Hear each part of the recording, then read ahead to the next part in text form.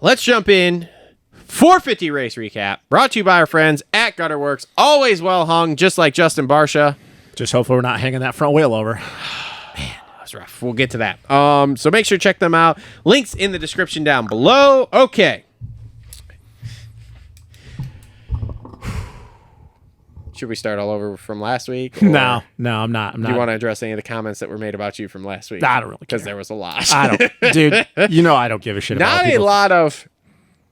Actually, the comments I felt, even though there was a lot about you, were not particularly. It wasn't people agreeing with you, but it wasn't them necessarily just being super negative and like you're a fucking moron. Yeah, and I mean, even if they are, dude, I don't really care. Like, you know me, like you've been taking L's your whole life. I can't touch you. That's why you drink Prime, and you and Logan Paul are fucking buddies. I wish I had Logan Paul's money. Fucking A, you are great. I wish I had Logan Paul's money. That's about it. Nah, man, like I've been around this shit for a long time. Like I don't really care. Like I have my take, you have your take. That's a great thing about living in the country we do. We can have opinions. Nothing you want to change about your take from last week. No, after everything that's come out this week. No, because especially the interview that he had with old What's Her Nuts, I think he made himself look worse. I didn't like that interview at all.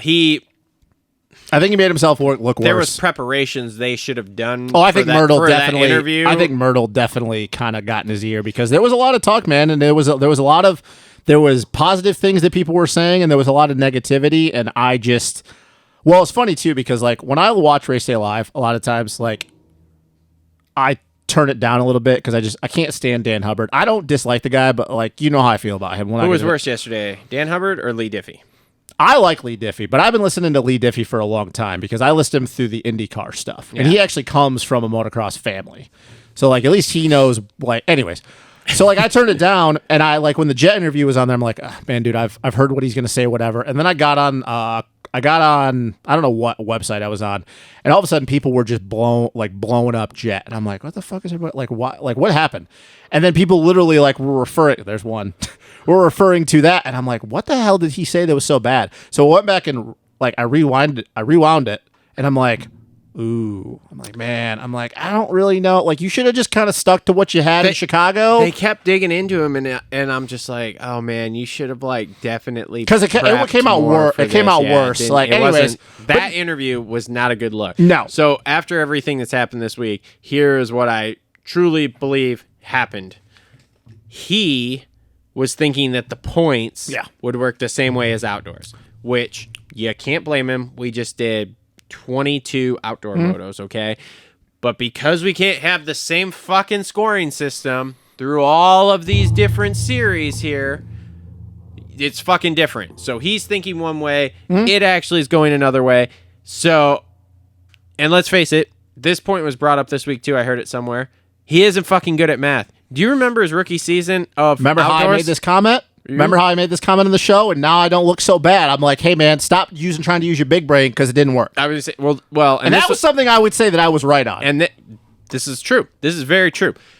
But do you remember his rookie season, or before his rookie season of outdoors, when he was doing like the 2 races and then doing like what was it, Unadilla and Buds or something? Yeah. Do you remember that? He pulled off the second moto of the second race because he thought he was going to get too many fucking points. Oh yeah, was that Unadilla or no? Because he crashed. I think that was Buds. Yeah, it was Buds because he was top 10 at Buds. Yeah, and it was brought up this week, and I went, holy shit! So this is starting to be a pattern of he tries to use his brain for math, and he fucking sucks at it. Which is why I feel like he should just go out there and ride and try to. Anyways, no, I don't really have anything to change about because I still stand by the stuff that I said. Like, so I do think that is what truly happened. Yeah. Like there wasn't any other negative thoughts or anything like that. He was just thinking like, shit, okay, if I do this and this and this, will this put some more points between me and Chase? Because let's face it, he's trying to win $1 million. Well, and it's like what Stu said. It's like there was no ill will there, but it came off that way. Yeah. It's not like he intentionally tried to be an asshole, but if he would have just stayed on the same track the entire time through of I can't do fucking math, I suck. Yeah. It would have been way better. Because we've all done things in our lives where we were like, we're not meaning to be disrespectful, and that because people perceive things different. Yes. And I agree with Stu. Like Stu, he's like, yeah, man, I don't think he meant that. I don't think he meant to be disrespectful, but it still came off as disrespectful. So you kind of just take this week you kind of just got to. I would have been more happy if he would have just stayed with his initial thought, instead of that. But no, I mean, I don't really. I don't really have anything to change because I made the comment that like, hey man, like if you're trying to be smart, I'm okay with that. But I don't really have anything to change what I said because like big picture, I still think the things that I think and. Okay. So anyway, moving on. So he goes 1-1 last night. He answer any Supercross questions for you last night? So I think the second moto was more telling where I believe that things are more equal. But the first moto, I was impressed because all day and even throughout the night, like he was still making a lot of mistakes. Mm-hmm. And track was sometimes when tracks are super simple, you start pushing that edge because you're trying to find that little 10th here, 10th there, and that's when you make mistakes. And the first moto was impressive to me, especially with the restart, like regrouping, getting back in that. But we've talked about with Jett. Jett doesn't overanalyze things in the sense of his line selection. He's so comfortable with his talent and his muscle memory that he commits is why I think he's so good outdoors at the beginning of motos. So that was impressive to me, especially because, dude, like all day, Chase had him covered in speed. Like, he wasn't even fucking close. Like, there was a couple times I watched his heaters, like, especially the first time in the second session when he went onto the table, and I'm like, I saw him make a few mistakes, pivot out of corners, lose some traction. I don't think he's going to be faster than Chase, but I'm like, oh, he's going to second on the board. And I was like, he's fucking still in fourth. Yeah. Like, his lap times were, like, he just was, it's like, ooh. Qualifying wasn't great for either of the Hunter brothers yesterday. No, and I think that's where I make the comment that it's like, it's going to be a learning curve for him with Supercross as opposed to outdoors. They made the comment, his mechanic Christian, like, hey, like, we only have so much time on Supercross. People got to remember, and I get that, and that's fine. That's part of it. Everybody deals with that. But that's where I think that he's going to have to be more comfortable with being uncomfortable to go that. Because even in the main, in the first main, after Kenny figured out going onto the table, like, dude, Kenny was hounding him, and how many times did Jett fucking look around? And I think that was like, oh, am I dropping him? No. Jett looked around a lot last night. Which is why I lead to believe that Supercross is going to be a lot tougher for him. I think it's going to be tougher, but I still think with them bringing up like the limited time on Supercross or whatever, I'm like, okay, so this would make sense because we spent a whole bunch of time obviously testing for outdoors because we were going outdoors this year. We obviously spent 22 motos on outdoors and including all summer there, obviously testing and stuff.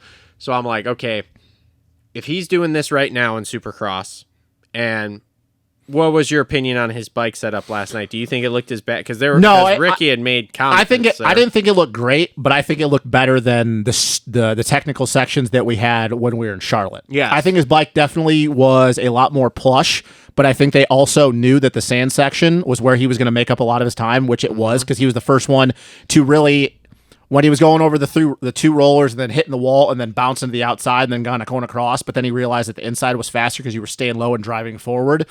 Like, he knew that was the one section that he was probably going to make up on time, everybody. Mm-hmm. And he was the only one to really be able to bounce through the rollers and then 3 out consistently, where everybody was kind of trying to double and then, like, check up, drive into the corner. He was going 3, committing to it. Because I honestly believe after he got around Kenny and then Kenny figured out going onto the table, that was the only place that actually he was faster than Kenny. Because I went back and looked at the lap times because I was just interested, and if you go sector times, that was the only sector where it really kept him ahead of Kenny. Everywhere else, Kenny was the exact same speed as it once he figured going onto the table because it was so much faster. It drove your momentum forward. Actually, a couple times. We saw that, too, because he obviously caught past Kenny there, and then once Kenny committed to doing it, then it was because Kenny said he saw that in practice. Yeah, but Jett was the first one to do it. Yeah, but he also said multiple times, he's like, think about everything a little bit more. I'm a little older now. So. Yeah, so like, and that's why I say that I think it's going to be one of those things that the getting used to the very rigid suspension that you have to run, especially with the fact you add the weight, the torque difference on a 450. Jett, even though he's growing into his man body, he's still not like the biggest guy.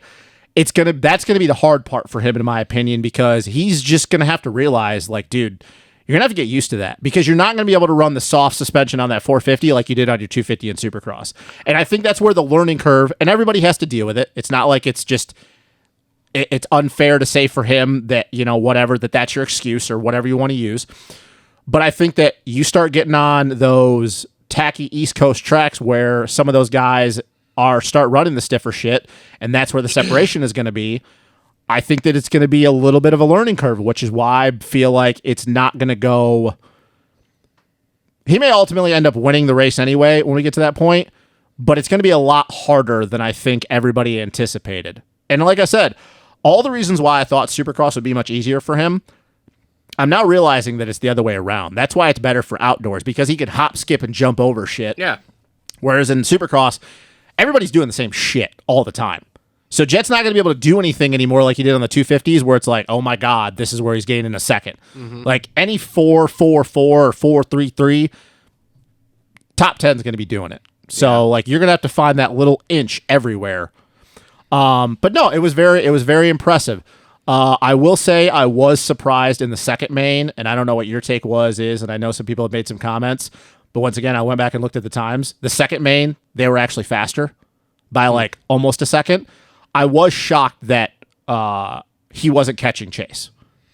That was super interesting. And so even more interesting, did you listen to the press conference? No. I mean, I can't listen to 45 minutes of those fucking guys talk. He pointed out in the press conference, Jett did, that him and Chase were in the truck talking, and he was like, dude, I just don't know like where. Dude, he had 2 seconds on him my lap too. He's like, I don't know where you would even make time to like pull away from someone. And he goes, and Chase said, no, there's places. And I didn't really believe him. He goes, and then I went out there and fuck, he was right. He's like, he was yarding me. And he said, he's like, I didn't have anything for him. If he wouldn't have crashed, he's like, I had nothing for him. And Chase, and we'll get to Chase. So I went back and looked at the times. So the second main, I think their fastest lap, everybody, pretty much all the top guys, was almost like a second faster. Yeah. Chase's fastest lap was not even a 10th slower than Jett's, but Chase's worst, his max time and his average time was almost 6/10 of a second faster than Jett's was. It's unbelievable. And that's why I say, he has dude, to be doing it in the corner. And that, well, yeah, I mean, dude, so like his corner speed just. But has this to be all that comes much with faster. Chase just being comfortable with dropping into a rut. Yeah. And where Jett, it takes a little bit more lower body strength on that 450 in the tight shit. Chase, obviously, we know, is a lot bigger than Jett. He's a lot thicker. He's got a lot more muscle. That's where the difference is. He tucks that front a lot more. He does. Jett may be a lot more smoother and precise through the corner. Yeah. But Chase, dude, you never see him hesitate when he's coming in. There was a couple times I see Jett, he pushed it in deep, once again, getting the suspension, stiff, soft, couldn't get it to squat. He'd push it in, and his hip would be kind of weighted to the outside, and he would do this thing where he would lean and pivot, and then he would drop in, where you watch Chase. Every time he drops into a rut, dude, he's leaning in, trusting his lower body, and he's rolling through. And you're right. And you can watch it, and that's where I say, man, nights like that, Chase at the deck, Jett won. You got to be in it to win it. But that's why I believe that he's not going to win everything. Because nights like that, like he wasn't catching Jett or Chase. He wasn't going to catch him. No. Had Chase not crashed and did what Chase does, Chase was going to go on to win that by like 4.5 seconds or whatever the fuck it was. But here's the best part, man. We got 2 months that he can go out and just do nothing but pound laps on Supercross. For sure. So when we come into A1, dude, holy shit. And but I think we'll see part of it. Well, maybe not, but he's doing, what's it called there? Paris, too. So but here's the thing, though. What you got to ask yourself is, even if he gets comfortable with a stiffer setting, works on some different things, builds his muscle up, because boot camp's probably going to be a little bit different this offseason than what he's normally used to. He knows he's got to build some muscle. When Chase is on like that, and we'll get to Eli, we'll talk about that in a little bit, he's just going to match Chase. Like, it's not like what Chase was doing, Jett's going to be that. He's going to be all of a sudden that much faster. Like that, those dudes, because the track was so simple, they were on the limit at some point. So it's like, okay, so you talk about Jett's going to go to here, Chase can bring it up here, where's Eli going to be? Okay, so Chase was here, Jett was here that second, he's going to bring it up. So then they're going to be even. So it's basically just going to be down to who's ever going to be more aggressive, and are you going to just run it in on my front end? Because obviously we know Chase is going to KTM, so there's no whatever. So yeah, man, like that's why I made the comment that it was a little peak in the next year, because we had a good idea of, if Chase is on and Chase is doing Chase things, is Jett willing to go to that limit? And now Jett even said, he's like, I don't fucking know where you were making up that time. And so I think it's going to be very, very interesting. It's good, but you know what? Jett came out with it. He got the overall, got the championship, got the $1 million or however much Honda's going to pay him or whatever. And he rode great. Yeah. I think I'm more impressed with Kenny than I am anybody else, though. Well, now transition us here into Kenny going 2-2, man, and yeah, that was spicy. Good. Did you see his butt patch? No. Said 1 + 1 = 3. And he asked Jett, in the press conference if he'd seen it, and Jett goes no. So of course he stands up, sticks his ass right in his face. He goes, and I got to make sure you sign this before we leave here, so that way I can hang these on the wall. I'm like, dude, that's awesome. Do you think? And I don't believe so. So I think it's not. I think it's over and done with. Like Kenny's at the point of his career where obviously he respects Jett. He was I don't pissed. think there's any harbored feelings at this point. Yeah, that's what I was getting at. Like, with that whole interaction there at the press conference last night. No, I don't think so. I think Kenny was really pissed Sunday, Monday last week because like Pulp Show interview. Oh yeah, I listened to it. He was spicy. He got some time to decompress. Yeah, he wasn't pumped, and now he's kind of got to that point. And I think in his mind too, what he's probably thinking is he's like, dude, how much dumb shit did I say when I was fucking 20 years old? Because dude, you can go back and find the GP days with him and Hurlings. Kenny's mouth ran forever when he was younger. Oh yeah, it was bad. It was bad.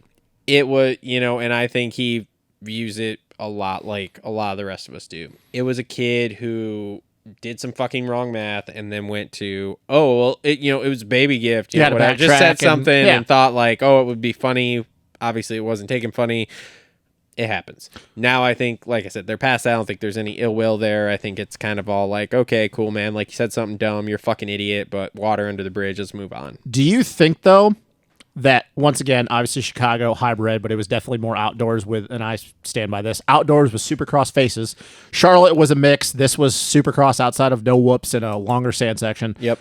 Outside of getting the win in Indy, I think this is the best Kenny's been all year, which is surprising. I think so too. And I hope that he can carry that into next year because I really want to see somebody else stick their foot in the mix because I just don't want to see it be the same three dudes on the podium. Like we know there's going to be times where guys are going to have bike issues or crash or whatever.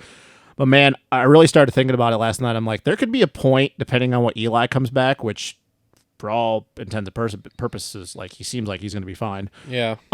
We can have a lot of weekends where it's just musical chairs with Jett, Chase, and Eli, and that's fine if the racing's good.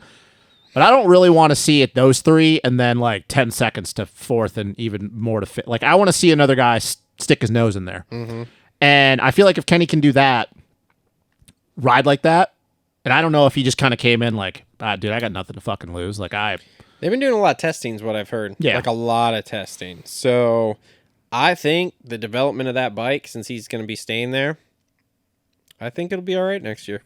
Man, I hope that's too.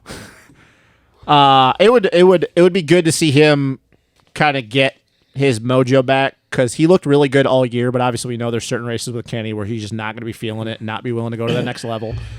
But man, it would be cool to see as his career is now starting to wind down, like him kind of be back in a championship hunt. Yeah. Because let's be real, outside of the win in Indy last year, like there were some races where he was up front, but he just, I don't know, man. Like he didn't look like this. So yeah. So we'll see. I don't know. That was a great ride, man. He and I mean, dude, he just stuck with him there. And actually, what ended up happening was one of the hills got in his way. I think that was Josh Hill. Yeah, he wasn't upset about it really. I mean, he was upset because obviously it cost him time there at the end of that moto there in the second one. But he's like, dude, I thought he was gonna get out of the way, and they end up just being in the same line as me, going through the sand. He's like, I know he didn't mean to, so whatever. But yeah, so that was kind of the difference there. But yeah, these were great 3 rounds in my opinion for Kenny. I think it was. So, all right. So Webb goes 5-3 for third. I mean, look better now that we're back on Supercross. Look more comfortable compared to the last 2 weekends. The last 2 weekends, like he did not look great. I know that they were chasing their tails with bike setup in Chicago. We'll see. I think it'd be fine. Even more testing time. We're back in Supercross. We know Coop is obviously a Supercross specialist with the 2 titles. I think if they can just get that bike where he feels comfortable staying lower in the corners, it's not going to turn like the KTM just because of the flex difference. Yeah. But if they can get to the point that he's confident when it's a hard base, and especially late when we go to the West Coast and the moisture cuts coming up where he feels comfortable going that low and he's not just fucking like trying to push the bike inwards because it won't plant, I think he's going to be better because I think at this point it's just going to be, is he going to be confident in that bike? Yeah. When we go actually Supercross racing. Yeah, I mean, these 3 races were not quite what I thought we were going to see out of Cooper Webb. Yeah. I really thought we were going to see him get in there and be spicy, and he was kind of fucking irrelevant, all 3 of them. So, We'll see when Supercross comes. I do think it was an advantage for him to be in these, to be able to kind of shake this down, see where he's at speed-wise on the bike compared to everybody else. But I think his biggest thing, too, is, man, he's got to get his starts back. Because, like, 2019 wasn't great because there was a lot of times where he was, working his way through the pack, just shit starts. But I really feel like in 2020 and 2021, and somebody's going to come in with a statistic that I'm wrong. But don't you kind of feel like in 2020 and 2021 though his starts were a lot better? And it feels like the last couple years, dude. And I know we went through what we went through in 2022, but I really feel like the last couple years, man, his starts have really fallen off. Whereas like 2020 and 2021, dude, he was. It always seemed like he was top 5. Yeah, I don't know, man. And that's what you're going to need to do if you're going to run up front this coming next year. You're going to need to put yourself in front because we know Coop with a lead, he's not going to be able to run that pace outright. Yeah. But if anybody's going to be able to think their way through a main to a win, it's going to be Coop. Yeah. He needs to put himself in front of those guys and make them ride his race where he can just be on the defense. Because here's the thing. Chase, we know you can fluster. Eli at this point's like, fucking whatever, dude. Like, I don't care. And Jett, we just don't know. Because we've never seen him put in a situation where Jett needs to think his way through a race. Because usually he just goes around people and kind of walks away from them. Yeah. So if like Coop can fucking frustrate him a little bit because he's riding a wide bike and he can't get around him. So I think Coop needs to find his starts. And whatever Eli was doing last year, they need to figure that out with his bike. Yep. AC goes 7-4 for 4th. Great starts. Squinted out in that first main, though, after the wall. Hey, I'm just going to go right. Yeah, dude. I was like, what are you doing? What was that, dude? Woo! Yeah, so, I mean, I don't know. His starts were back. I mean, because both motos, he was basically hole shotting them. Okay, cool. We'll see you in January here. And hopefully your wrist is better. We're going back to whoops, though. So hopefully your wrist is better. Like, we've talked about this before. What's the expectation for him anymore at this point? You made it through a year. If you get 2 arms, I mean, he's getting 4th overall with 1 arm. So 2 arms, you double that. I mean, you could be battling for some things, but I don't know, stuff man. And things. I don't know anymore at this point with AC. I'm not sure either. I'll give him next year if the arm doesn't get better by next year because I know how much he's putting into trying to get it better. He's fucked. So, Colt Nichols goes 8-5 for 5th. Really good that second main. I mean, granted, we lost a few guys, so gets enough points. Won himself $90,000. Yeah, and that probably actually most of it is his. Actually, spent 30 to do this. Okay, between bikes and everything, bikes and travel. So I'm gonna assume he's probably He's probably gonna owe some people some money somewhere. No, his full was 30. Was 30. Oh, so he's walking away with $60K. Okay, yeah, so not bad. Good. Not bad. Especially going to beta. Yeah, he basically was like, my thought was if I can keep it in the 25 to 30 grand range, I should win that much, even if I get like 21st, 22nd. Okay. Which I'm curious then what his contract with Beta is. Not a lot. So it's like, oh, cool, do $60K, we're good. I don't know. We'll see. He's got to ride the Beta now for a while. Then he's got to go back to the Kawasaki for the last 2 WSX rounds. I mean, it's going to be it's a fucking mess. So, stupid. Marchbanks goes 6-7 for 6th. God, he was actually good last night. When I looked up and I saw that he was the first main, I was like, what the fuck? And then I'm like, okay, well, Dylan was out. Barsha was out. Yeah. But I'm like, still, like, even then you put him in like 8th, 9th. I'm like, okay, all right. Yeah. No, I mean, man, I understand we didn't have whoops, which we know Garrett's actually good in whoops, so I don't think that would have been a big thing anyway. This was a very tamed down, other than the going onto the table and the sand section. I just don't understand why he thinks he needs to ride a 250 next year, dude. I don't think it's him. I think it's the team. And Mike Minacci and Brandon Haas need to pull their head out of their ass. I believe the thing with the team is they think he can get podiums in the 250 class, which I question too. And yeah, my thing is like a top 10 450 guy is on the same level essentially as a podium 250 guy, in my opinion. So this is kind of one of those things of like, maybe we should look at it. And here's the other thing too. We know how much money goes into those 250s to be especially for Garrett's big ass. So if Yamaha is not giving you guys development parts and everything, what the fuck are you even doing? Just do the 450s, man. And I mean, the thing that I don't understand too is we know that Garrett has had such an up and down career the last couple of years that, dude, if you go in there to the 250s, you've had this great summer. He made the 450 SMX by just riding outdoors. By just riding outdoors. And that's what I mean, dude. You've had such a great summer. His confidence has got to be through the roof. He goes to the 250s and he starts going back to what he was doing before he went to the 450. Man, you could completely just blow his confidence out before we go outdoors. Yeah. I don't know, man. It's weird. Ty Masterpool goes 9-9 for 7th. Wins himself some money. I honestly thought that now we were going back to more technical shit, that he would fall off a lot, and he didn't. Nope. So I think that kind of proves that he's going to be, I mean, we don't know what he's going to race all year next year. I'd like to see it, man. I really want to see what he can do. I really think that he can mix it up and he kind of stick his nose in there and kind of, he's got more speed than Harlan. Harlan took a huge jump. I think Harlan was the best consistent privateer in the 450s this last year in Supercross.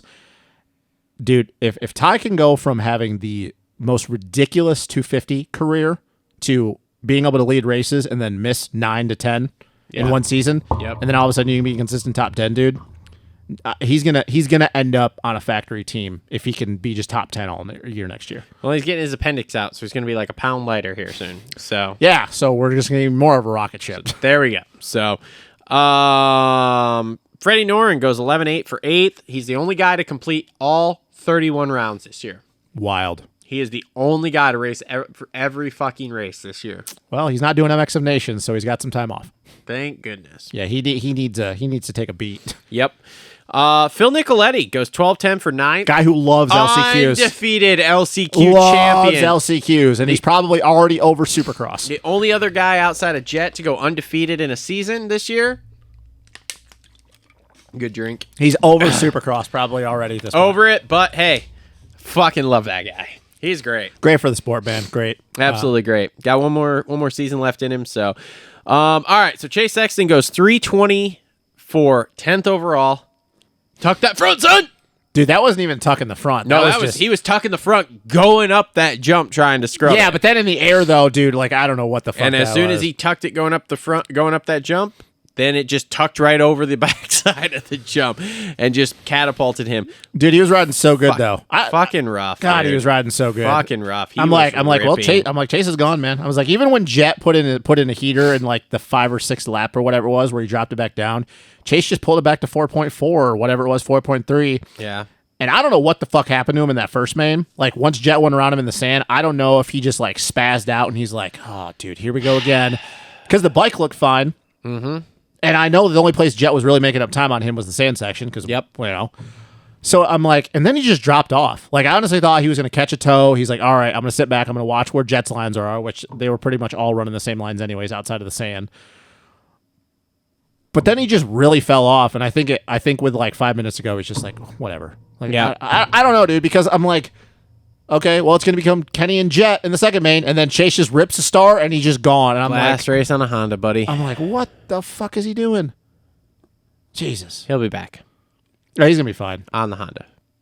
Nah, I don't know, man. He'll leave KTM after like 2 years. I don't think he's going back to the Honda. So, some fun inside baseball facts about Chase Sexton. Okay. Number 1, heard he's going to number 4 next year.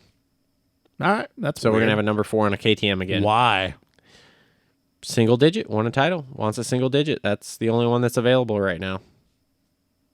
Okay, I mean, I guess we're just fucking, we're going to have another 4 on a KTM Baggett style. I guess.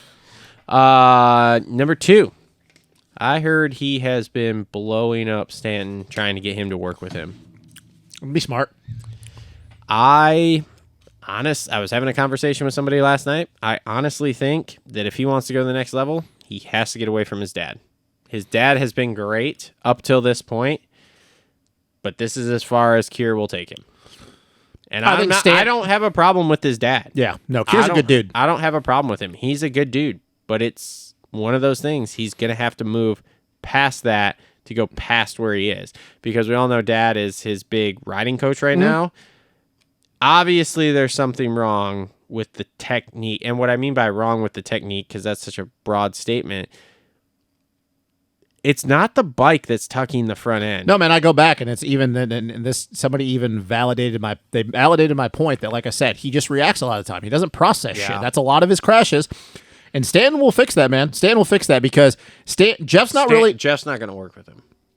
I don't know, man. Jeff doesn't want to do it full time, so Jeff's not going to work. Well, yeah, he's also not going to move to Florida. Yeah, like I said, that's what I was told. Is that he's been blowing Jeff up, trying to get Jeff to work with him, but Jeff doesn't want to work with it. Here's my thing. He's got to get somebody, man. But it's not going to be on the bike shit. It's got to be the mental, because that is mental. Because on the bike, Chase is fine. But my thing is like he had a guy that could teach him to go faster. And he fought that. But I think it all comes down to is that Stu is so naturally talented. Where I don't Chase think has had that's the case. Listening to him talk on his podcast, I don't think that's the case. Stu knows how it fucking works, dude. I've listened to not every single one of Stu's podcasts at this point with the race recaps and stuff, but I've listened to a fair amount. And dude, he's really good about breaking shit down. He is, but and I'm just like, fuck, man. But like, he doesn't have the mental shit that Chase does. We all thought that, like, whatever. The only guy in history that goes faster than Chase, pretty much, is him. So in my mind, if he can even remotely translate that to a verbal thing, which I think he can, judging by his podcast that I listen to, that's the dude that you should be working with, and you've already blown that up.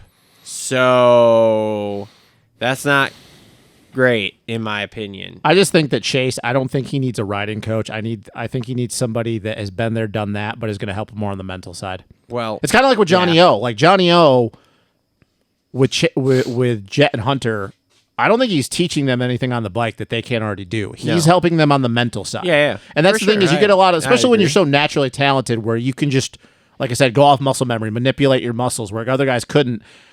It's the mental side of things, how to deal with certain things in races and situations. And I think that I don't think Chase needs a riding coach. I think he needs a mental, kind of like with when Christian had What's His Nuts that did the BMX shit. Yeah. But there still has to be somebody. Because there is a little piece there that is missing. That is why he's tucking the front end. A little piece. Just a bit. And if he gets that figured out, then everybody else is... we'll see with the KTM. But then everybody else is fucked. Because that kid is fucking fast. I just can't think of anybody that right now that actually works with guys that you're going to be able to find that's going to be able to work with Chase. Yeah, I don't know. I'm just saying I think that's the missing puzzle piece right now, because otherwise I think if he keeps doing what he's doing, even with the team switch and stuff, I still think he tucks that front next year. Yeah. So I don't see that getting fixed because of switching manufacturers. That's got to be fixed up here. So I don't know. Yeah, rough way to end it for Chase though, walking down the tunnel and just, I don't whatever. Anyway, all right. Ando goes 4:21 for 11th. He also tucked the front end, trying to scrub too hard. Man. If he wouldn't scrub so hard, it'd be all right. He was ripping. I still can't believe he went all year and didn't fucking win one damn race. That's it is wild considering he won, 8 last year or 7 or whatever? If you include outdoors, it was like 8 or 9. I don't know. Man. And it just blows my mind. I still think he has the speed to win because, we see it during practice in the heaters. Like, dude, he can still put out fast laps faster than Chase and Jett on any given lap. Yeah. So he still has the speed. I think now the problem that you're going to get with the level that we're going to be at is you're going to have to be so perfect for these guys that don't have that outright speed at 85 to 90 that these guys have to go to 100. Yeah. I think they're going to have to be so perfect to win races next year that I don't know, man. We've seen a lot during Supercross. There were times where Ando, he just didn't have it. Yeah. And he realized it halfway in the main. He's like, dude, I'm not making up time on these guys. Like, I'm just there's no point in yarding myself into the ground. Yeah. So I don't know, man. I still think he can win in Supercross. Just waiting for that time when he goes to Triumph in 2025. Sure.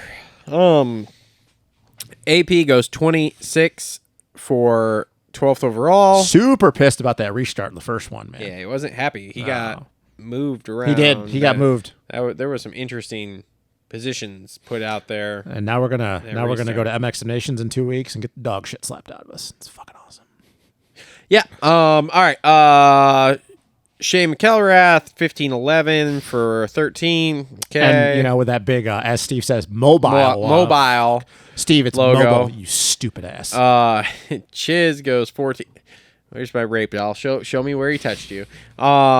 Chiz goes 14-13 for 14th. Josh Hill goes 13-14 for 15th. Harlan 18-12 for 16th. Justin Hill. Man, I seriously, dude, do not know what has happened to Justin Hill. I don't know if it's that bike you need back on the KTM because this is not the dude that we saw in Supercross. This is Justin Hill things, bro. I don't know if you can say that, man. He made it through Supercross and he was top 10 the entire year and then got on the box. Man, what are we doing now? We're on a Kawasaki that I don't know why we're on. This is exactly what Justin Hill does. Like, dude, he's so fast at times. And then we do this and we're like, what the fuck are we doing? I don't know if you can say it about times when it's the whole season.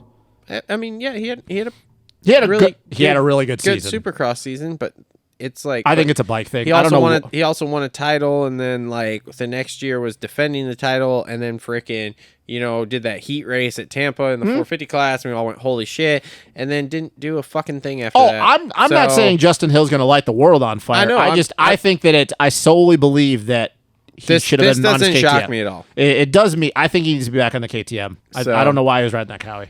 Jerry Robin goes 16-16 for 18th. Jeremy Han goes 19-18 for 19th. Good to see Jeremy Han in the mains the last 2 weekends. Yeah. Dino goes 10 DNF for 20th. He's over it. Kevin Morans goes DNS 17 for 21st. Okay. Jace Kessler goes DNS 19 for 22nd. Nah, Kessler got in one. Yeah. Barsha goes 21 DNS for 23rd. God, dude. That was gnarly. Dude, he's another guy, man. He can only take so many more of these hits. Did you see him pulling his teeth out of his grip when they got back to the pits? No, I'm kidding. I was about to say, dude, that was bad. But that was it almost made it worse. It's real good that AC and Kenny have such good reaction, bro, because they about nailed him like back to back. Yeah, it was bad. Yeah, man. I don't know if like Stu and Ricky thought he was in first and he just spun going up the lip, or like the front end dipped on him, and I think when he tried to roll on to get the back end of squat, it just shot him forward. I don't know, dude. It was bad. Yeah. And I'm like, oh my God. I'm like, dude, this is another thing. Like he's getting to that point in his career where like he can only take many more of these. Yeah. Yep. And then your boy Dylan went DNS. Oh, got a little push from Jett. 24th. Got a little push from Jett in that. Oh, God, here we go. Oh, Jett made him cry. No, he didn't. No, well, I mean, he kind of. He kind of, but I'm not blaming Jett. I'm just saying, like, Jett pushed him, and that's why I ended up going down. And it's a bummer, too, man, because, like, he was having a good 2 rounds, and then just to end it that way. And interesting to see what this deal is that comes out. I mean, have you heard the other rumor that's going around with him? No. Oh, there's a rumor that old Ziggy is trying to, and you might want to put this out there to see if there's some truth behind this. There's a rumor that Ziggy's trying to bring FC Honda back with some backing, and they've been talking to Dylan. Interesting. Yeah, they're trying to get the backing to bring him onto the team. Super interesting. So I'm curious if there's any validity to that, or not sure. Because I'd like to see Dylan on a Honda. I will text here in a little while. Remind me after we talk to these next 2 people. So that's the 450 race recap brought to you by our friends at Gutterworks.